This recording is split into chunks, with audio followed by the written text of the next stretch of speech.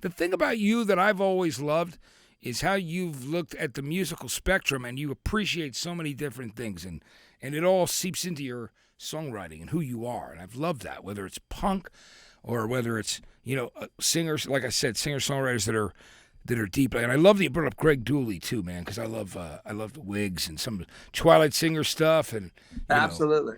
he's Yeah. he's a good dude. But yeah, I just will say I miss Mark Lanegan, man. I went over to visit him, at his studio with him and Shelley before they moved to Ireland, and miss him in a big way. Loved him, and Yeah. man, that voice.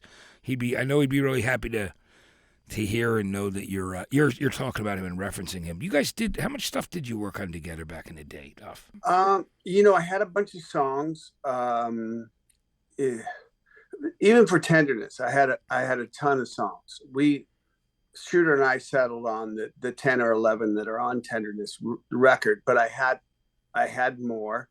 And between the time I toured Tenderness and I got my studio, I'd written more songs. So by the time I got my studio, it was before COVID, months, not a years, but 6 months before, and I started recording in there. And God, just fell in love with that place. And I had to get back down to LA to start rehearsing for a Guns tour. So I put those songs, on the shelf. I was going to go tour South America and Asia and Australia and blah, blah, blah. We were down rehearsing, and we got to our first gig in Mexico City. And that was, I don't know, March. We played the last rock show in the world. I think. Yeah, March, in 2020. That's right, in March. yeah, March 10th. And that's when things, COVID wasn't down in South America or Mexico yet. So nobody, you couldn't think in terms of a pandemic, like a worldwide sickness. By the time we, took off to LA, that was like Wednesday morning. By Saturday night, you realized it was this whole pandemic thing. It was going to go around the world, and we had to get back to America because they were going to close. It was going to be a stay-at-home type of thing. And so we played the show in Mexico City. We got back to LA. Susan and I and the girls flew up to Seattle. And after a week of like, okay, what are we going to do? Go in the grocery store, waiting in line, doing all that stuff. Susan's like, you should get in the studio and finish those songs. Like, it's time. We don't know how long we're going to be here. And the girls are like, it's going to be 2 weeks or 4 weeks. I'm like, I don't know. 4, probably 4. And, that 4 weeks turned into 8. And then, as we know, it turned into a year and then 2. And that whole time, I just finished the songs that I'd started, and that creativity in that studio and at home at night when I come home just begat more songs. And with Martin, my producer, Martin Fabier, we have the same references. We can reference a Killing Joke record, or, The Cure, or ELO or something. And we both know what we're talking about. We can reference the same thing and kind of communicate that way. And just kept writing songs. This first batch of those songs, we ended up we have 60 songs so far. I've written another probably 30 on this last trip we were on with Guns. So I have a lot of songs. Lighthouse, I knew was going to, when I recorded the song Lighthouse, I knew that would be the first song on the first record. And when I got to the song Just Don't Know, which is the last song on Lighthouse, the reprise of Lighthouse with Iggy, of course, is the last song on the vinyl. But as a 10-song group, Just Don't Know, I knew that'd be the end of the record. So I wanted to fill in songs in between that kind of told a little. It's like a mini, like a novella, Yeah. a little novel, and I wanted to lyrically to tell a story, and not like a concept record, but just a mood. And I think we did that with this record. And I didn't look at tempos. I didn't look at, I need a rocker there, any of that stuff. I looked at lyrical content, and that's where we're at today. I love that you did that because, I just don't know the end there. And how did you obviously been friends with Jerry Cantrell for so long, and that friendship goes back years. Did you ask him to come in the studio? Did you tell him, hey, I got this song I think you'd be good for? How did that take place? All of that, he and I share, we trust each other with our demos. And by trusting each other, I mean, if I send him some crappy demo, I know he's not going to judge how I'm singing on it or how I'm playing guitar on it. It's just the song idea. And he can do the same with me. And we won't share them with anybody else. And Just Don't Know, I had done an acoustic, what you hear, it was just acoustic guitars and me singing a scratch vocal.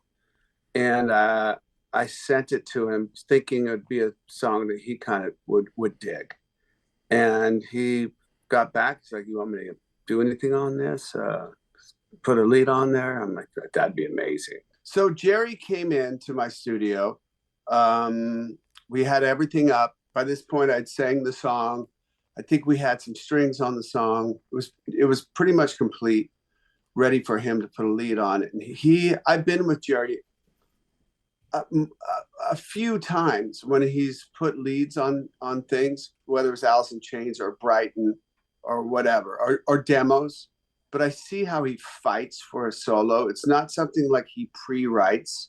He'll just let the kind of air and the moment take him when he does it. So he did the same with Just Don't Know. And he came in and he battled his guitar for the solo and came out with this amazing, melodic, kind of stand the test of time solo, as he does. And he put some vocals. He offered, you want me to sing backups at the end? Great, Jerry, whatever you want to do. And we got to make a nice video for the song as well. And it was just two of us sitting on stools. And the kids who did the video and taken all this old footage of he and I from, kind of through time, and flashed it up on the ceiling of the video, the room we were in. And it was just a really nice feeling to have Jerry and I do that song together in the studio and for the video. I think it's great that you did too, because and it's cool. We're showing it, of course, on that TV show that you did for us, Power Hour, which is great. So, Duff, also tell me about Hope, because with Slash, of course, you guys being brothers all these years. How did you just say, hey, I'm working on this record? How did that part work out with playing with your bandmate and brother? Right. So that's an interesting song, Hope. When I put together the Lighthouse record, as I said before, I went lyrically, what songs would work and kind of tell a whole story. And Hope was a song. I'd gotten my master's back from a record that was supposed to come out in 1997. There was a release date. I'd done all the press for it. I had set up, a tour. I was in the LA Times, covered the entertainment section. Record was going to come out the following Tuesday. Geffen gets bought on a Friday or a month, whatever it was, and my record they got bought by Universal. My record got shelved, and they took my masters. And it was this record I made. I had Abe Laborio on drums, who plays with Paul McCartney now. I had a bunch of cool, my friends playing on it, whether it was Slash or, Izzy was on it, and Kurt, now Block from Seattle, from the Fastbacks. Just a bunch of cool people. Puffy played drums on a song. I didn't get the masters back until 2020. Amazingly enough, they held the masters for 23 years. Hope was one of those songs. So that's Abe Laborio on drums. And that was Slash coming to my house in 1996 and putting that lead on that song. The lyrics are exactly the same, which goes to show sort of the malaise of things in the world haven't changed much from my view of 1996 to 2023. The song fits in this grouping of songs. And all I did, I sang the song again so that my voice would sound the same on this record. But that's a track from 1996. That's an amazing story. I love that. Recorded at my house. Yeah. In Hollywood Hills back then. Yeah. So I love Longfeather, you know, and I want to talk to you about lyrically things that are going on. Yeah. Like I Saw God on 10th, and you know the songs that are on the record. I love Longfeather. Well, I love the melody and the feel of that track. But it almost Right. seems like it's something. It's about that could be a metaphor for something as straightforward as, you know, the plight of a Native American, or it could be what somebody's going through. You know, the way they've been kind of taken advantage of and marginalized. Talk to me about that. Yeah. So I had done, when I tour, I do side trips all the time. Historical things or museums or whatever. I'll go to a different city that we're not playing in. If there's a day off, I'll go on the bus and go to some other city, a small town usually in America, and in Europe. I do the same thing. But this time we were going from Minnesota, it's 2021, to Montana. It was a 2-day drive, and we stopped somewhere in Montana. I wanted to stop near the, Custer's Last Stand thing and go do that tour. Rented a car and went up and did that tour, which I've read so many books about that period, that I'm kind, I'm like an armchair expert at things. Not all the way, just I think I know more than I probably do. But doing that tour, and the U.S. Ranger guys who did the tour represented Native plight so well. I was very happy about that. That coupled with, but it also reminded me of my sensei, and what he had taught me through getting sober. And today's a good day to die is a Native American saying. And my sensei has Blackfoot, and he teaches his martial arts a lot through the kind of like the warrior mentality, Native American warrior mentality. And so in that song Longfeather, I do highlight the plight of, Manifest Destiny and, Custer's Last Stand and all of that stuff. But really, it's just a disguise to get to live your life to its fullest, and make your apologies, and tell people you love them, and discuss with your friends if you've done something to hurt them ever, and keep your house clean, literally, like make your bed, keep your kitchen clean, keep yourself clean. And there's one day that you wake up and you can smile in the mirror and go, well, if it is today is a good day to die, because I have left no stone unturned, and I've everybody knows that I'm there with them, and so if it's today, so be it. And that's really what Longfeather, disguised in all of the rest of this, Manifest Destiny and whatnot. That's the true meaning of the song to me. I love that. You know what you're talking about too, being in recovery. All the things you talk about are the things that, personally, I concentrated on as I had accumulated more sober time, and I've worked on those personal things myself. And I love that, what you're talking about, because that's how I live life. And every day, I'm so grateful to be alive, and honest, and tell everybody, be super honest about everything, and let everybody you love, let them know it every day. It's so important, as often as possible. I learned a lot of this, like growing up a punk rock kid, in that time, like 79, 80, 81.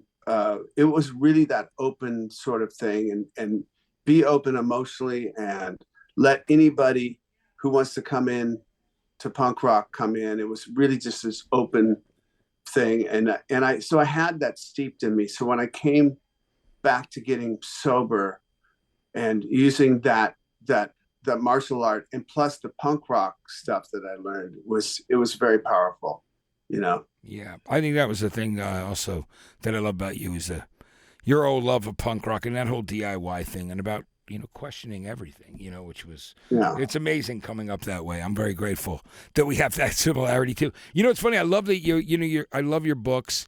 I love you being a history buff. Isn't that, like, for me, I love that. I mean, do you get lost in those rabbit holes like I do? Reading and then watching documentaries even on other opposing opinions on what some of the history stuff was. I mean, You can't, when you read about a book about the Civil War, let's say the Yeah. Civil War, you should probably read, a couple different authors and a couple different takes on that war, so that you get the kind of the full breadth of the thing. There's so many angles to so many big periods like the Civil War, that I think it's good. I've learned to be a critical reader, critical thinker, and then I get to enjoy history a bit more in the places I go to, because I think I have a wider view and not sort of just one view that you might miss a bunch of other things. Yeah, I think that's fantastic. I love that you do that. Duff. Really, we would love. This record is so great, and I feel I know you have a lot of other songs. You probably have about 60 more in the arsenal. You've been working on Yeah, songs for a long time. What yeah. your fans want to know? Will there be like some kind of short or spaced out tour where they'll get to see you do these songs? Have you thought about doing something like that? Doing some shows? I'm going to do a show next week. I'm playing at the Easy Street Record Store up here in Seattle, which they have gigs there. They have like record release gigs. And so I'm kind of doing my record release gig a little late. But I was on tour, so I have an excuse. Yes. And I'm doing something in January that you'll know about soon enough. But we are looking at what makes sense to do tour wise for this record. I would imagine, like, I don't want to go out and tour the world. I just did that for the last 7-8 years. I just around the world. I don't know how many times. So I want to be kind of choosy about where I'm going to play, like 12 shows in Europe, 12 shows in the US type of thing. Maybe something in South America. But just kind of pristine shows that somehow we're going to figure out where to do them at. Yeah, well thought out, and just kind of like you played so many venues in your life, right? I mean, and obviously being one of the biggest bands on the planet in the world, and one of the greatest too. But you played everywhere, but you've also played small places over the years. When you were in the Fastbacks, when you've done stuff with Lotus. So, do you have favorite venues? When you think about this kind of thing, do you think of what would be the right place to play? I do, man. I played this place in Chicago that nobody else has played, and it is called Thalia Hall. Yeah. It was built in 1879 or something, and I played there on the Tenderness tour, and it's this beautiful old theater. I would like to play there again.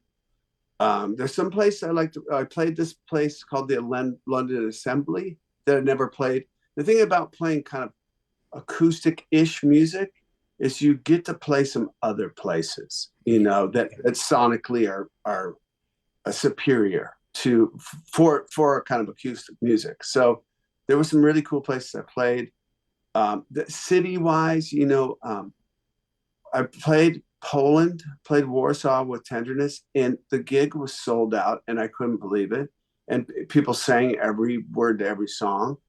So definitely, like, something like that. Like, I'm going to explore Poland more. Like, what was that all about? That was killer. Yeah. On is great. Playing LA, and a place like LA and Seattle and New York are really important for me, because they're all kind of like three separate homes for me. But we'll figure it out. Some venues are great. Irving Plaza was amazing in New York. Yeah. I like that size of venue, whatever that is, 1,200. Yeah, that's great. I love that venue. I was there that night. Remember when we did the CBGB's festival thing? We were on the street in the middle of Broadway in a Sunday afternoon too. So many great memories. I remember. For me, it goes all the way back to the gun shows at the Ritz. So that's like a long time, but this is great. I mean, I really, I got to tell you how much I love this record, Duff. It's just, there's so much going on there, and, I, song-wise, and it really flows like a real thought-out concept thing. It has a great vibe, and it's a journey, and that's what records we love are, right? I mean, things that take you through. I'm still there, like we have a record room here in the house, and we have video game thing. We'll play video games and play records. And we listen, right? I love flipping the record, starting side one, song one, and flipping the record and really kind of going down that journey of the whole album. And there's so many great albums made that way. We just watched this hypnosis documentary, Squaring the Circle on Netflix. It's the best, isn't it? It's so good. And they talk about, making a full record. And that's what I try to do always. And this record, especially so with it having the lyrical content, sort of try to carry the record as a story, not a concept record, but I do have one of those coming, a concept record, but it's a concept of how to, getting into drugs and getting out of drugs and alcohol. Yeah. So that's the concept of one of these records I'm going to put out. The songs are all written and done. So that's great. I look forward to it because, having shared the same journey, we're always, I think, all through growing up, when you and I love punk rock or great old rock records that meant the world to us, we wanted stuff that spoke for us. And even as we get older, we want things that speak for us or speak to our history and things we relate to. So I'm looking forward to that one, too. Yeah. Duff, it'll be great, And I just want to say also the stuff you've done, like with Iggy and Ozzy, the stuff with Andrew Watt, such great stuff. Is that something you'd like to do some work with him again at some point as well? Oh, we will. We're Andrew and Chad and I are this, tight. We're a tight knit group. We like playing with each other so much that we're like, let's start a cover band so we can go play, gigs together. Something will come up and we'll do some other record for somebody. That'd be great. Probably sooner than later. That'll be amazing. We look forward to it. Cool. Duff, I just want to tell you, it's just always so great to catch up with you, man. It's you too, Matt. It was so great to see you, and I loved hanging out with you up at Sonic Temple, and it's just you're the best. There's no question about it. I love you. Thank you for being such just a great friend, and just one of my musical heroes. So thanks for that always. Thank you, Matt. Man, love you too. Duff, thank you so much for doing this, man. I love having you on.